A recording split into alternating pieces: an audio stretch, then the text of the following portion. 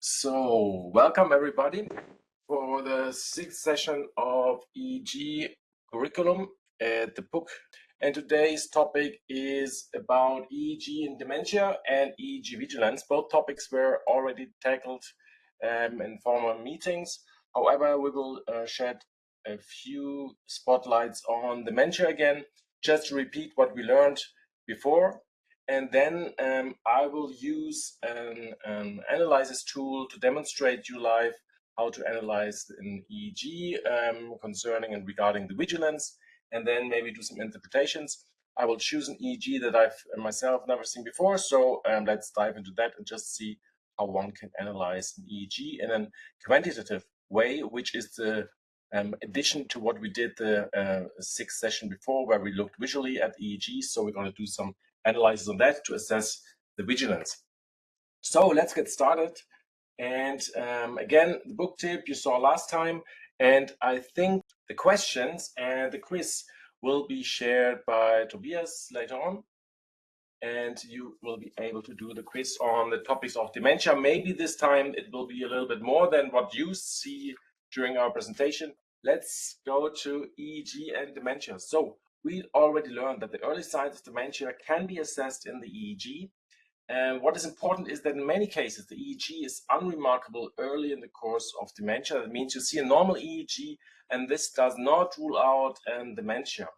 However, the amount of frequency of background alpha activity, you know, this ground rhythm of the brain, the background alpha activity decreases and more irregular delta and maybe even theta occurs. And this is why it's sometimes important to do several EEGs in a row. So not only do one EEG and say, well, it's normal, and there doesn't seem to be any dementia. But if you have a progress, a clinical progress, it's worth to redo an EEG, because in a healthy subject, the EEG should not change. It's a stable pattern. It's a stable biological pattern. And if you detect changes in the EEG and also in the background activity over time, then you know that there's something is going on. And most likely, if you see slowings, it's going to be some kind of dementia or maybe another metabolic process, but most often it's a sign of dementia. So when alpha is lost in the follow-up EEGs, or if there is no alpha at all, this could be an early sign of Alzheimer's disease, because this form of dementia, the most frequent kind of dementia, shows a decrease of alpha activity. However, sometimes it's hard to rule out. Some people just don't have too much alpha. So again, doing several EEGs is worth it. And this is what the next point shows. Serial EEG show progressive slowing in the Alzheimer's disease patients, of course. Then there's another dementia form. It's a pig disease. And here, alpha activity also is often preserved with generalized slowing. So that is the opposite of not opposite, but it's different from Alzheimer, where alpha decays and only slowing occurs. Or when Pick's disease, since it does not affect all the same cells, it preserves the alpha activity. There's still alpha, and underlying or in other areas, there's some kind of generalized slowing. And then the EEG may be abnormally slow in some asymptomatic HIV positive patients. This is in many textbooks because this was a picture one could see quite often in the past. However, since HIV is less frequent now and there are possibilities to treat that, we see that less often in psychiatry nowadays. Again, we had this the last time, and I show you this because I myself had several cases indeed during my career of Creutzfeldt-Jakob disease, and some were indeed diagnosed via the EEG, or the clue came via the EEG. And here you see a diffusion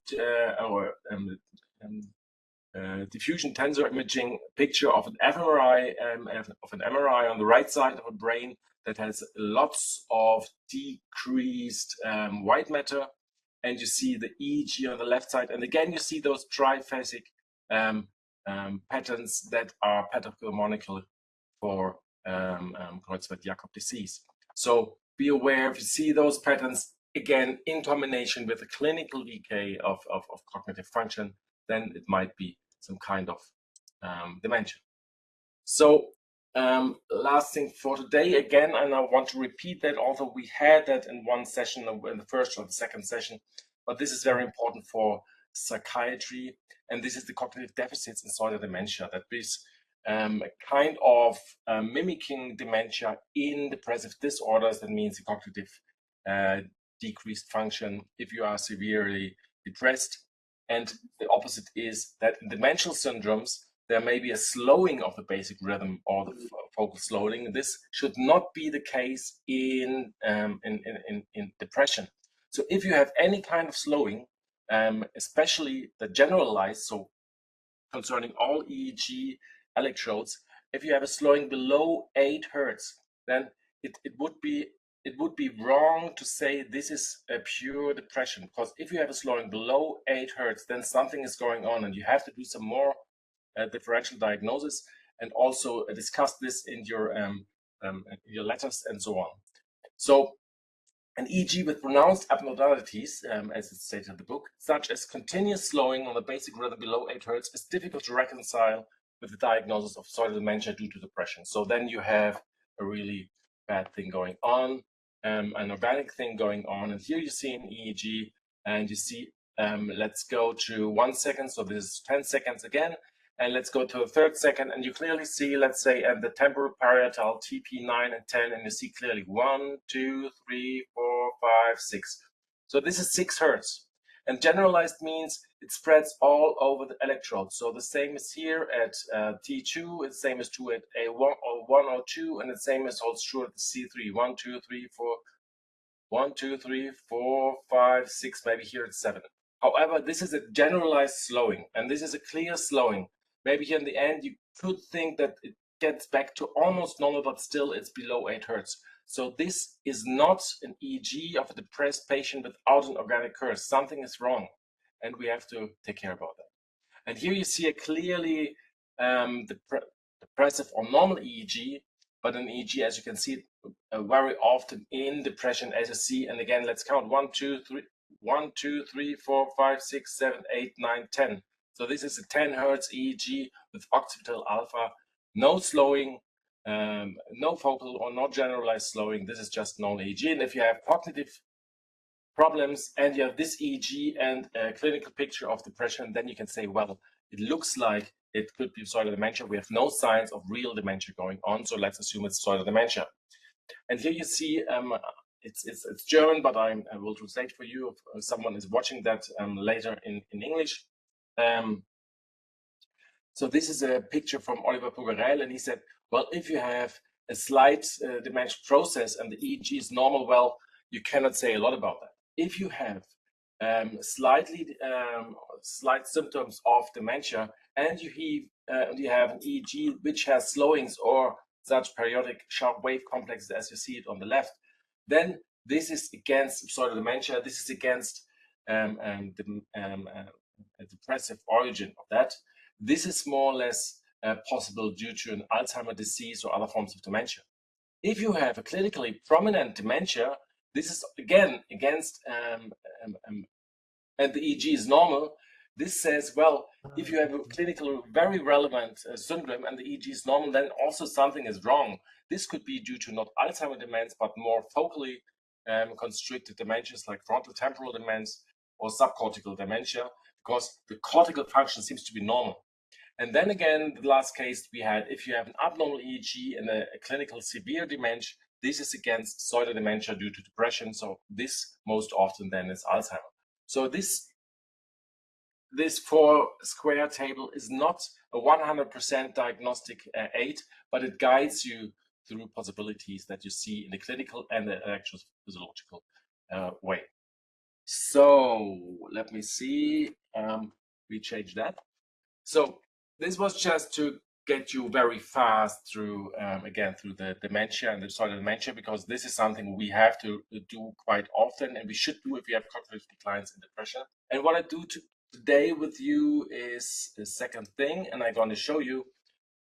Let's close this. Yes.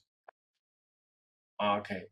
I want to show you something, how we're going to analyze EEG due to the vigilance analysis. And I have to just shut the last thing down, get that right, and then I can show you. Cancel analysis. Yes. All right. So as I said, we do an EEG, and I'm going to show you how we can do that using a quantitative software. This is just one example. There are other softwares out there, and this is done more often, not only for research purposes, but also, for example, at the book to get some information about biomarkers, for example, about vigilance that could guide our information process and treatment process. And I'm going to just show you what's happening behind the scenes. And I just start with one EEG. You see it's quite fresh. It's just been uploaded, and we start the analysis. And the first thing what we see is it's a pure EEG, and the first thing we do is we check if everything is all right. So we check, is there an EEG signal or is there something wrong? Is there not even EEG? And then we see also the ECG, which is the cardiac activity. We just swiftly scroll through it, and you see at the bottom, you see are there the markers, the relevant markers, for example, eyes closed, starting. We see here later on eyes up, and then you see some kind of other markers, for example, for the hyperventilation and so on. So everything seems fine with EEG. We don't care about the artifacts at that stage, and we close that.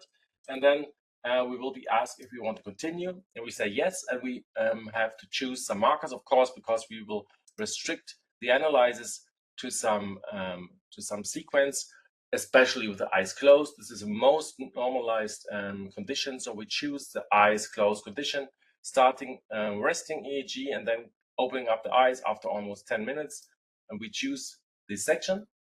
And then what we see is we're going to check the ECG. So today it's not only about the EEG, but also about the ECG.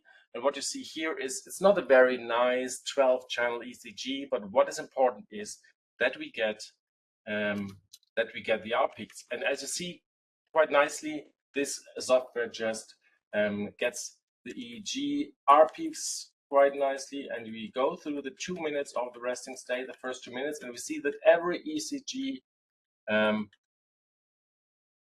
has been detected, and we can also try out to change one, although it has been detected. I will just remove that, for example, and just see what happens. And then we say, okay, we continue with the next one, and then we will see that the algorithm, we go to the back, it added a new one, so it found out, oh, something was wrong, and it just added a new one. So you see those nowadays softwares are quite good with that, and we can keep and continue, and we can go on. And after having done the ECG, what happens is that we switch to the EEG. And this is a step that we did before. So the first thing we do is we try to find out if there are artifacts that we have to take out. And you heard in the beginning that the artifacts are this black, grisly, noisy, fuzzy signal. And we just swiftly go through all the EEG, and we see that there are some kind of artifacts. You might say, well, what is this? This is clearly an eye movement. I see the electroocologram, eye movement. We don't look for eye movements because we will take them out later. So not for the visual analysis, but for the quantitative analysis of the EEG, there are methods to rule out and to get rid of those eyes artifacts. So what we are looking for is muscle artifacts, where we take out the whole segment. So this is a case where I could say, okay, this looks a little bit like some muscle activity also here. You could take it out, you also could leave it, it's just in between.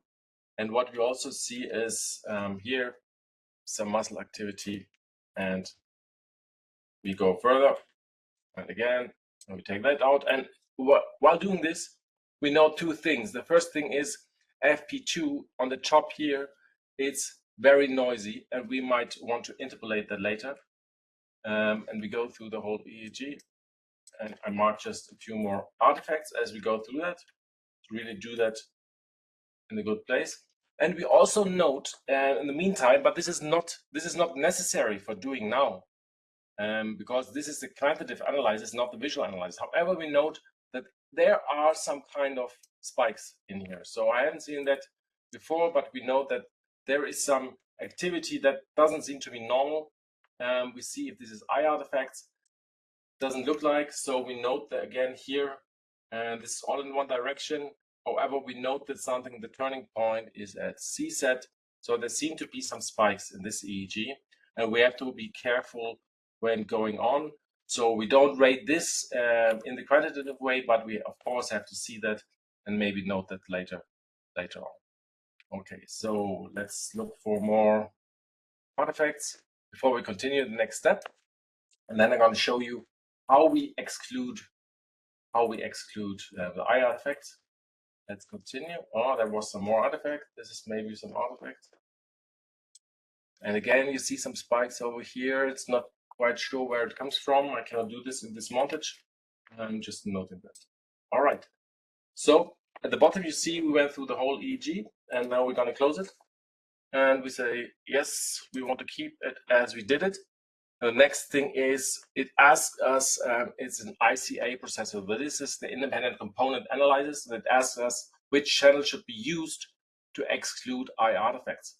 And the independent component analysis is something that if you go on the cocktail party and you have many people talking, so there's a lot of noises from all different directions. This is what the EEG channels do. They record the noise from all your chattering neurons from all over the brain. And the independent component analysis takes this cocktail party sound and takes out the different voices from the different talkers at the party, so that you have an audio recording of single sources. And this is what the independent component analysis does.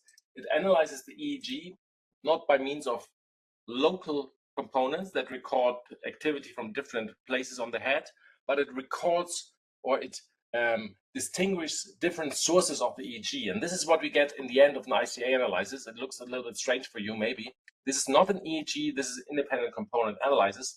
So you see the ICA 000, the first component, the first independent component, and you see that it doesn't really look like an EEG. And you see here, for example, the ICA 16, it has some kind of alpha activity. It's not really alpha activity because it's not an EEG, but it gets this component of the fast movements. And you see here a component that only has a grizzling artifact-like activity. However, to see where those components come from, we click on the right and we see here ICA 0 only has a frontal dipole. That means this is normally, very typically, the frontal eye movement if you look up and down. So this is a large dipole which generates a lot of EEG activity, much larger than what you have from the brain. So this first component seems to be an eye movement, and now we make it. We check that. We see EOG here. We see in the EOG. We see at second 8. We see a switch. And now we go 8 to this first component. As you see, we have the same switch. So this seems to be an eye component, and we take it out. We make it gray. That is different in different software. So we do that. Go on to the second one, and here we see a component that has a frontal right and frontal left component. You see the dark colors, normally that should be blue, or this is same direction. So this is again not the vertical but the horizontal eye movement, and we take that out by just clicking on that. So we move those components away and we check other components, and we see they are more distributed over the brain. So there seems to be real physiological activity that has its origin in the brain. Let's check this occipital alpha activity. Probably, yes, you see it's occipital. So this is normal. This seems to be a normal activity. So we just take out the first two electrodes, components, sorry, and we'll see what happens. And now we go back to the EEG. So those components are taken out of the EEG, and what you see now is, remember, second 8, we had this great and large deflection of the EEG signal, and this now is flat. So the component of the eyes has been taken out. It totally got rid of the eye activity because we took out these components. Now we have a quite clear EEG that doesn't have these components. We have one more thing left, as you see, the FP2 on the top. The FP2 at the top is still very noisy, and we have to take it out. However, the EEG itself, besides these strange large amplitude activities and spike-like activity that occurs sometimes here, it looks nice. And then we do the last thing. So we will close that and say yes. And we have a last possibility to check for artifacts. And here we have the chance to interpolate the FP2. So I now make it gray. And remember, it's very noisy and fuzzy. And we go through the EEG, and it looks nice now. Okay, and we have some spikes over here, but this is just those electrodes, seem to be artifacts. And we close it now. And what happens now is it interpolates this channel. And also, and this was the reason why we were doing that, it generates the EEG vigilance algorithm. So it now classifies different 1-second EEG segments into vigilance stages. That means this subject is staged by means how alert the subject was. First, let's check the EEG. If the FP2, remember this was quite noisy. And you see the FP2 now is not noisy anymore because we interpolated it. So it takes information from the surrounding channels and interpolates this noisy channel. So it's not the original activity, but it's an estimate. It's a good estimate of this activity going on there. So now let's look at the vigilance. So we are at the beginning, and what we see is A3, not very alert, but still A stage. So this subject is a little bit drowsy from the beginning on. We have some A1 stages in the beginning, which is the occipital alpha activity. Remember, we had this in one session before. So we have here it's occipital alpha activity declining, and then it switches directly into B2-3, whereas delta and theta. A3 kicks back in with a more evenly distributed alpha activity also at frontal areas. You see this over here, it's more generalized. So the brain is switching between different modes of activity with lots of slow activity and large delta theta activity going on with the B3 things. So we continue. We also see the signals we marked as bad. We see over here, and we go on and continue. And as you see, this subject has a very unstable vigilance, going to a very awake state, going back to sleep in a way that there are some slow eye movements. Maybe these are saccades, I'm not sure here in this case. However, you see that the vigilance is not very stable. It's going down, coming up again, going down again. And in combination with this spiky occurrences of EEG, I don't know anything about the patient at this moment. I haven't read what was there, but it might mean that one should look at the vigilance regulation. This would be a very untypical EEG for someone with depression. If we have someone who wants, for example, TMS therapy, we would say, oh, well, let's check before they spikes. I need to see that in another EEG surrounding to visually analyze it, but we could not do a TMS fast protocol in an EEG where we have spikes. And also we have some kind of not slowing, but vigilance decline. You see over here, 1, 2, 3, 4, 5, 6, 7. So this is again, this is something where the EEG is too slow for a normal EEG. This might be related to vigilance in that case. However, we need to check what was the question on that patient. So if we, for example, have someone who has like, I don't know, neuroleptic signs, then this could be a clear sign that the vigilance indeed is going down. Or if we have dementia or cognitive dysfunction, then one should, for example, refer to an MRI. So we continue to that. And let's just close this and see what happens then. So you don't have to look at that. This is just for you to check if you want. And we continue to what finally gets you to your clinic and what you get for example, at the book, what you get if you order an EEG for your patient. So you don't have to do that analysis by your own, but what you get is, I will show you the pattern purge, accept. And we will get a report that will be in the clinical information system, available maybe 24 hours, sometimes longer after you did the EEG. And let's see how long it takes till we can open it. So it's still generating.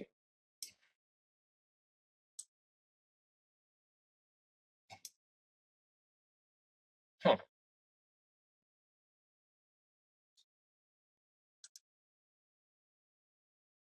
Did I close something?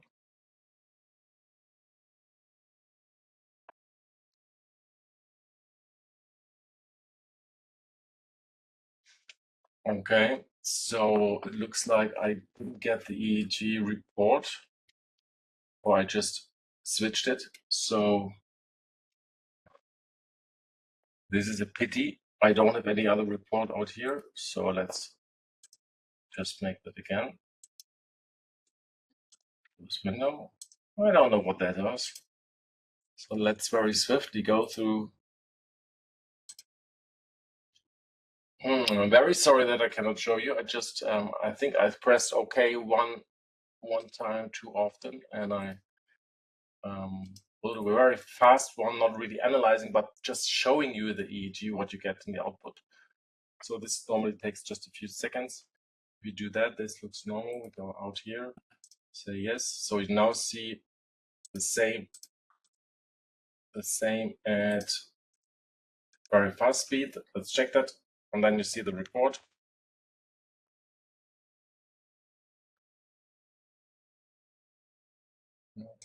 Good. And we continue.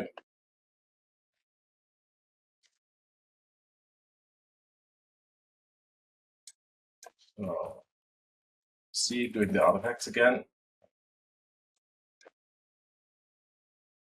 So this EEG looks more normal. No spiking activity over there. And this was the artifact selection. So this is, and now we see the ICA again. And again, we check for the channels here. This is the frontal again. We take it out. This is the, oh, this is more nice. You see left and right blue. We take it out, close it. Looks fine. Go to the vigilance. Bad epochs. And perfectly. No interpolation needed. Oh, yes. Okay, the vigilance again. And then we see the report. So this person, and you see it has a quite different vigilance here, more B2, B3, less alpha activity, however, sometimes awake in between. So a totally different regulation of the vigilance in that patient. And we continue, and this time we hope to see the report that I want to show you.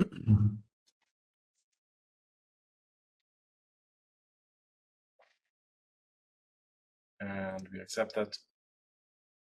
Okay.